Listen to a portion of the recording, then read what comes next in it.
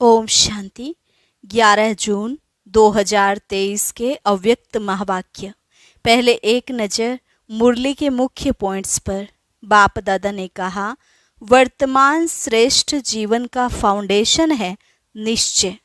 जितना निश्चय रूपी फाउंडेशन पक्का है, उतना ही आदि से अब तक सहज योगी, निर्मल स्वभाव और आत्मिक दृष्टि नेचुरल रूप में अनुभव होती रहेगी। तो चेक करो, निश्चय का फाउंडेशन चारों ओर से मजबूत है या कभी कभी कहीं से ढीला हो जाता है। बीच बीच में घुटका या झुटका ना हो। निश्चय सदा है तो विजय भी सदा होगी। फिर बाबा ने कहा, कई बच्चों का बाप में तो निश्चय है, लेकिन अपने आप में पूरा निश्चय नहीं है। एक तरफ सोचते हैं कि मैं मास्टर सर्वशक्तिमान हूँ, विश्व कल्याणकारी हूँ, और दूसरी तरफ स्वयं के कल्याण में भी कमज़ोर हो जाते हैं। सदा 4 प्रकार का निश्चय एक समय पर एक साथ रहे, कभी भी हलचल ना हो। पहला निश्चय स्वयं में हो, दूसरा बाप में हो, तीसरा ड्रामा के हर दृश्य में, और चौथा निश्चय पूरे ब्राह्मण परिवार में हो। निश्चय बुद्धि की निशानी, वह सदा निश्चिंत रहेगा। उसे कोई भी व्यर्थ चिंतन नहीं आ सकता, सिर्फ शुभ चिंतन ही चलेगा। कोई भी कार्य करते हो तो उसमें यह विचार ना आए कि पता नहीं होगा या नहीं होगा, इसको निश्चिंत नहीं कहेंगे। और लास्ट में बाबा ने कहा, कौन सा निश्चय कमज़ोर है, अब वह चेक करो और फिर तुरंत चेंज करो। सिर्फ चेकर नहीं बनो, मेकर भी बनना है। कई बच्चे फरियाद करते रहते हैं, परंतु सदा ये स्मृति रहे, तुम अधिकारी हो और अधिकारी आत्माएं कभी फरियाद नहीं करती। अब सुनते हैं महावाक्यों को विस्तार से। मुरली का सार, निश्चय बुद्धि की निशानियाँ, निश्चित विजयी और सदा निश्चिंत स्थिति का अनुभव। आज सर्व बच्चों के रक्षक और शिक्षक बाप दादा अपने सभी ब्राह्मण बच्चों के फाउंडेशन को देख रहे थे। ये तो सभी जानते हो कि वर्तमान श्रेष्ठ जीवन का फाउंडेशन निश्चय है। जितना ही निश्चय रूपी फाउंडेशन पक्का है, उतना ही आदि से अब तक सहज योगी, निर्मल स्वभाव, शुभ भावना की वृत्ति और आत्मिक दृष्टि सदा नेचुरल रूप में अनुभव होती है।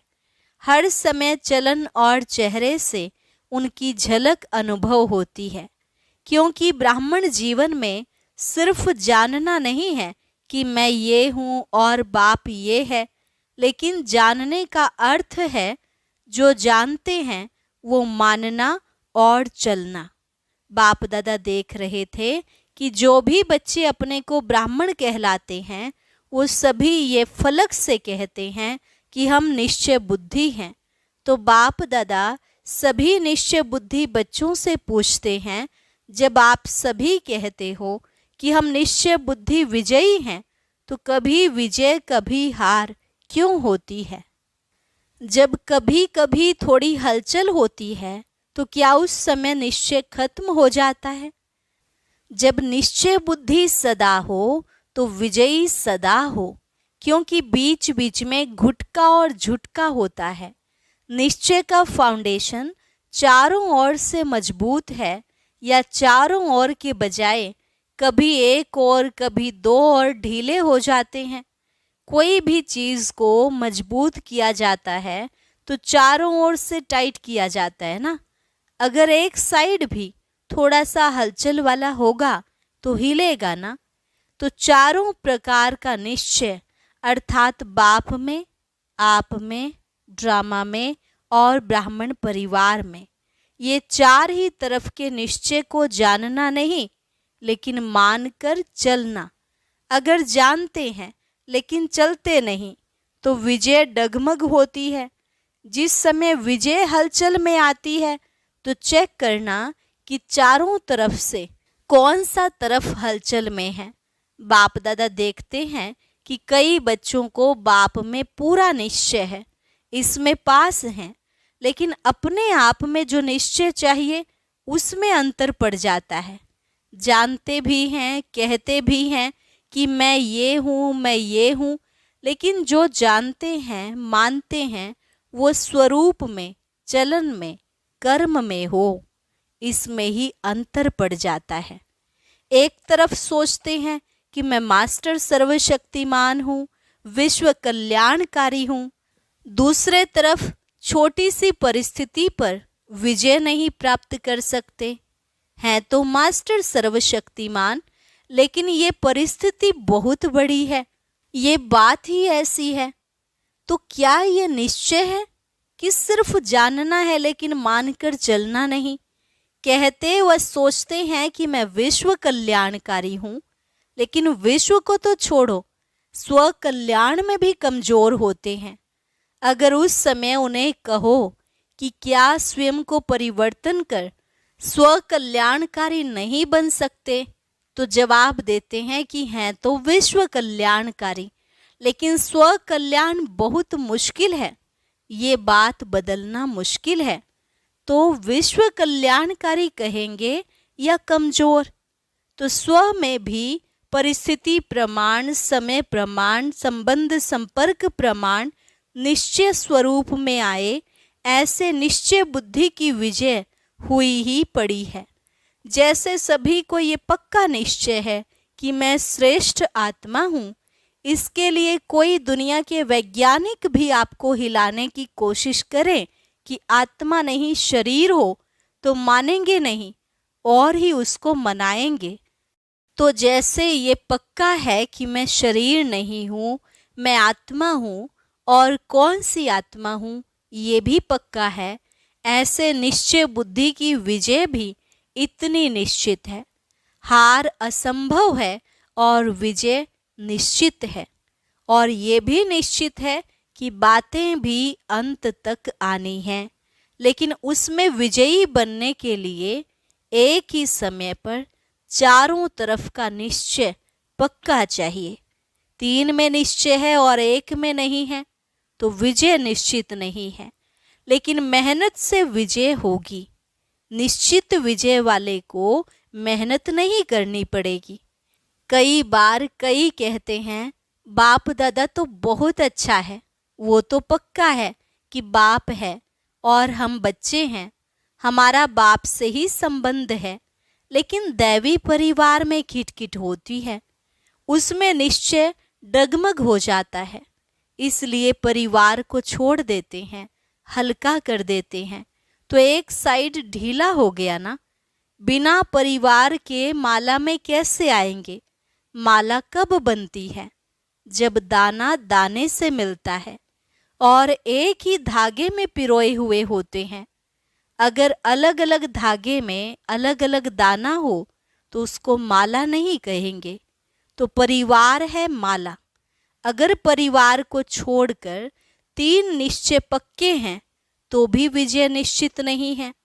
चलो परिवार की खिटखिट से किनारा कर लो, बाप का सहारा हो, परिवार का किनारा हो तो चलेगा। काम तो बाप से है या भाइयों से है। बाप से काम है, वर्षा बाप से मिलना है, भाई बहनों से क्या मिलेगा? लेकिन ब्राह्मण जीवन में यही न्यारापन है कि धर्म और राज्य दोनों की स्थापना होती है, सिर्फ धर्म की नहीं। और धर्म पिताएं सिर्फ धर्म की स्थापना करते हैं। बाप की विशेषता है धर्म और राज्य की स्थापना करना। तो राज्य में एक राजा क्या करेगा? बहुत अच्छा तख्त भी हो, ताज भी हो, क्या करेगा? राजधानी भी चाहिए ना। तो राजधानी अर्थात ब्राह्मण परिवार, स्वराज परिवार। इसलिए ब्राह्मण परिवार में हर परिस्थिति में निश्चय बुद्धि, तब राज्य भाग्य में भी सदा राज्य अधिकारी होंगे। तो ऐसे नहीं समझना कोई बात नहीं, परिवार से नहीं बनती है, बाप से तो बनती है। ड्रामा अगर भूल जाता है तो बाप तो याद रहता ही है। लेकिन कोई भी कमजोरी एक ही समय पर होती है। स्वस्थिति अर्थात स्वनिश्चय भी अगर कमजोर होता है तो विजय निश्चित के बजाय हलचल में आ जाती है। तो बाप दादा निश्चय के फाउंडेशन को चेक कर रहे थे। क्या देखा? सदा 4 ही प्रकार का निश्चय एक समय पर साथ नहीं रहता, कभी रहता कभी हिलता, इसलिए सदा विजय का अनुभव नहीं कर पाते। फिर सोचते हैं होना तो ये चाहिए, लेकिन पता नहीं क्यों नहीं हुआ। किया तो बहुत मेहनत, सोचा तो बहुत अच्छा, लेकिन सोचना और होना इसमें अंतर पड़ जाता है। इसका अर्थ ही है कि निश्चय के चारों तरफ मजबूत नहीं है।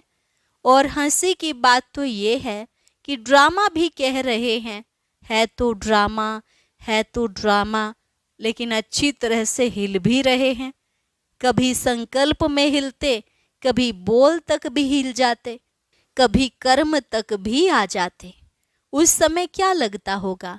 दृश्य सामने लाओ, ड्रामा ड्रामा भी कह रहे हैं और हिलडुल भी रहे हैं। लेकिन निश्चय बुद्धि की निशानी है निश्चित विजयी। अगर विधि ठीक है तो सिद्धि प्राप्त ना हो, ये हो नहीं सकता। तो जब भी कोई भी कार्य में विजय प्राप्त नहीं होती है तो समझ लो कि निश्चय में कमी है। चारों ओर चेक करो, एक और नहीं। और बात निश्चय बुद्धि की निशानी जैसे निश्चित विजय है, वैसे निश्चिंत होंगे। कोई भी व्यर्थ चिंतन आ नहीं सकता। सिवाय शुभ चिंतन के व्यर्थ का नाम निशान नहीं होगा। ऐसे नहीं व्यर्थ आया भगाया, निश्चय बुद्धि के आगे व्यर्थ आ नहीं सकता। क्योंकि क्यों, क्या और कैसे ये व्यर्थ होता है। जब ड्रामा के राज को जानते हैं, आदि मध्य अंत को जानने वाले हैं, तो जो ड्रामा के आदि मध्य अंत को जानने वाले हैं वो छोटी सी बात की आदि मध्य अंत को नहीं जान सकते। न जानने के कारण क्यों, क्या, कैसे, ऐसे ये व्यर्थ संकल्प चलते हैं। अगर ड्रामा में अटल निश्चय है, नॉलेजफुल भी हैं, पावरफुल भी हैं, तो व्यर्थ संकल्प हिलाने की हिम्मत भी नहीं रख सकते। परंतु जब हिलते हैं तो सोचते हैं पता नहीं क्या हो गया।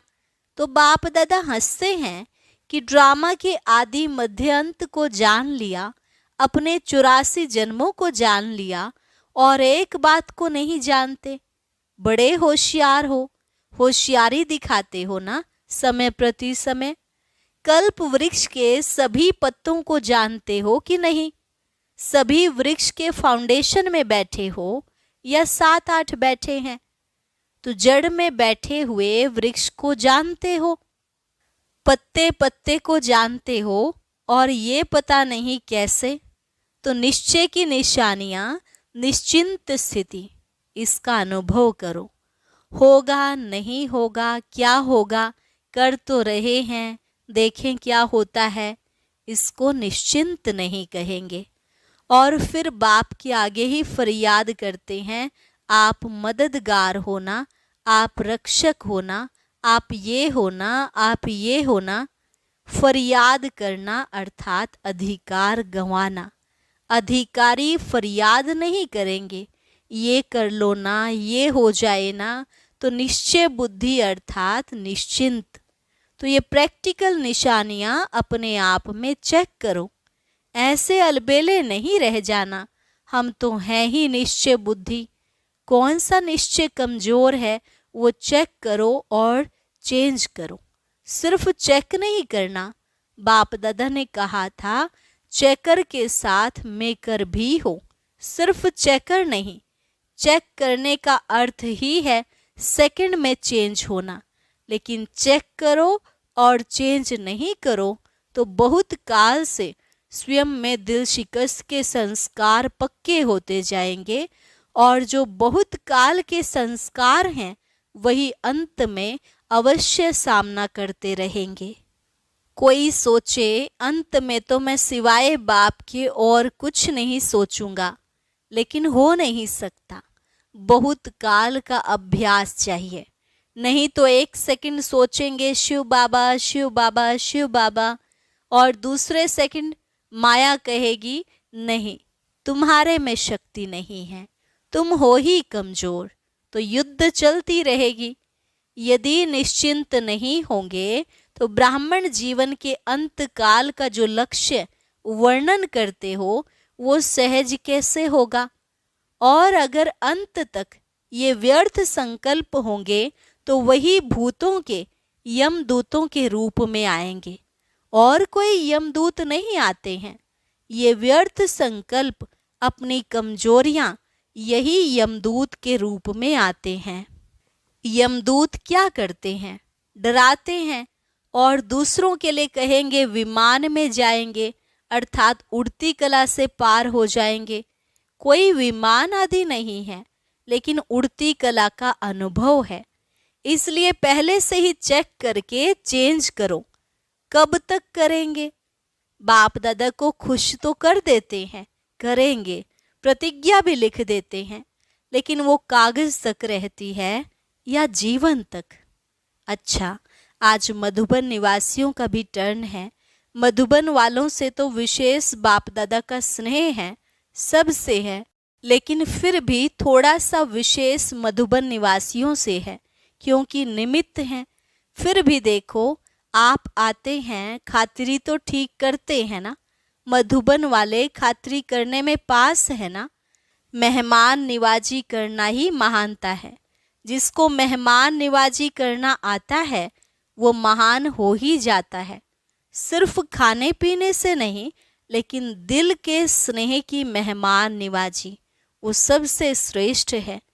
चाहे पिकनिक कितनी भी करा लो, लेकिन दिल का स्नेह नहीं मिला तो कहेंगे कुछ नहीं मिला। तो मधुबन वाले दिल के स्नेह सहित मेहमान निवाजी करते हैं। करते हो ना? कि कोई नीचे ऊपर करेंगे तो कहेंगे बाप दादा ने ऐसे ही कहा। ऐसे नहीं करना। स्नेह के सागर के बच्चे हो ना, कब तक स्नेह देंगे? नहीं, गागर के बच्चे नहीं, सागर के बच्चे, बेहद। सबके पास स्नेह का स्टॉक है ना। माताओं के पास भी है, कुमारियों के पास भी है, पांडवों के पास भी है। सागर है या थोड़ा है, तो कभी क्रोध तो नहीं करते होंगे ना। जब स्नेह के सागर हैं तो क्रोध कहाँ से आया? किसके संस्कारों को जानकर सेटिस्फाई करते हो ना। चाहे वो रोंग है, लेकिन आप तो नॉलेजफुल हो ना, आप तो जानते हो ना कि ये क्या है। लेकिन उस समय क्या कहते हैं? इसने ऐसे किया ना, इसलिए हमने भी किया। रोंग से रोंग हो गया तो क्या कमाल की। उसने रोंग किया और आपने उसका रिस्पोंड भी रोंग ही दिया। कई कहते हैं ना, क्रोध एक बारी करते हैं तो कुछ नहीं होता, बार बार करता रहता है। तो जानते हो कि जिसका स्वभाव ही क्रोध का है, तो वो क्रोध नहीं करेगा तो क्या करेगा? उसका काम है क्रोध करना, और आपका काम है स्नेह देना या क्रोध करना। वो 10 बारी करे तो आप एक बारी तो जवाब देंगे ना। नहीं देंगे तो वो 20 बारी करेगा, फिर क्या करेंगे? तो इतनी सहन शक्ति है। या उसने 10 किया, आपने आधा किया, कोई हर्जा नहीं। उसने झूठ बोला, आपने क्रोध किया, तो क्या ठीक हुआ? फिर बड़े बहादुरी से कहते हैं झूठ बोला ना, इसलिए क्रोध आ गया। लेकिन झूठ बोलना तो अच्छा नहीं लगा और क्रोध करना अच्छा है। तो स्नेह के सागर के मास्टर, स्नेह के सागर, मास्टर स्नेह के सागर के नयन चयन वृत्ति दृष्टि में जरा भी और कोई भाव नहीं आ सकता। यदि थोड़ा थोड़ा जोश आ गया तो क्या उसको स्नेह का सागर कहेंगे कि लोटा है? चाहे कुछ भी हो जाए, सारी दुनिया क्यों नहीं आप पर क्रोध करे, लेकिन मास्टर स्नेह के सागर दुनिया की परवाह नहीं करेंगे। बेपरवाह बादशाह हो, जो परवाह थी वो पा लिया। अभी इन व्यर्थ बातों से बेपरवाह बादशाह, चेकिंग की परवाह करो, चेंज होने की परवाह करो, लेकिन व्यर्थ में बेपरवाह कर सकते हो कि बच्चा पोतरा धोतरा धोतरी थोड़ा सा क्रोध करेगा, थोड़ा सा नीचे ऊपर करेगा तो स्नेह की बजाय और भावना भी आ जाएगी। दफ्तर में जाएंगे, बिजनेस में जाएंगे, नौकर ऐसा मिल जाएगा, वायुमंडल ऐसा मिल जाएगा, लेकिन व्यर्थ से बेपरवाह बादशाह, समर्थ में बेपरवाह नहीं होना। कई उल्टा भी उठा लेते हैं। जहाँ मर्यादा होगी वहाँ कहेंगे बाप दादा ने कहा कि बेपरवाह बादशाह बन जाओ, लेकिन मर्यादाओं में बेपरवाह नहीं। आपका टाइटल है मर्यादा पुरुषोत्तम। ये मर्यादाएं ही ब्राह्मण जीवन के कदम हैं। अगर कदम पर कदम नहीं रखा तो मंजिल कैसे मिलेगी। ब्रह्मा बाप के कदम पर कदम रखो तो ये मर्यादाएं ही कदम हैं। अगर इस कदम में थोड़ा भी नीचे ऊपर होते हो तो मंजिल से दूर हो जाते हो और फिर मेहनत करनी पड़ती है। और बाप दादा को बच्चों की मेहनत अच्छी नहीं लगती। कहते हैं सहज योगी और करते हैं मेहनत, तो अच्छा लगता है क्या। फिर बाप दादा ने ड्रिल कराई। अच्छा, चारों ओर के सर्व निश्चय बुद्धि श्रेष्ठ आत्माएं, सदा निश्चित विजयी आत्माएं, सदा निश्चिंत आत्माएं, सदा श्रेष्ठ विधि द्वारा वृद्धि करने के निमित्त बनने वाली विशेष आत्माएं, सदा एक बाप एक बल एक भरोसे में अचल अडोल रहने वाले समीप आत्माओं को बाप दादा का याद प्यार और नमस्ते। रूहानी बच्चों की रूहानी बाप दादा को नमस्ते नमस्ते, गुड मॉर्निंग। वरदान: दिल के स्नेह और संबंध के आधार पर समीपता का अनुभव करने वाले निरंतर योगी भव। दिल के स्नेह और संबंध के आधार पर समीपता का अनुभव करने वाले निरंतर योगी भव। ब्राह्मण आत्माओं में कोई दिल के स्नेह संबंध से याद करते हैं और कोई दिमाग अर्थात नॉलेज के आधार पर संबंध को अनुभव करने का बार बार प्रयत्न करते हैं। जहाँ दिल का स्नेह और संबंध अति प्यारा अर्थात समीप है, वहाँ याद भूलना मुश्किल है। जैसे शरीर के अंदर नस नस में ब्लड समाया हुआ है, ऐसे आत्मा में निष्पल अर्थात हर पल याद समाई हुई है। इसको कहते हैं दिल के स्नेह संपन्न निरंतर याद। स्लोगन: निस्वार्थ और निर्विकल्प स्थिति से सेवा करो तब सफलता मिलेगी। निस्वार्थ और निर्विकल्प स्थिति से सेवा करो तब सफलता मिलेगी। अच्छा, ओम शांति। अब सुनते हैं आज का अव्यक्त ज्ञान मोती। इसके लिए ऊपर दिए गए बॉक्स पर क्लिक करें।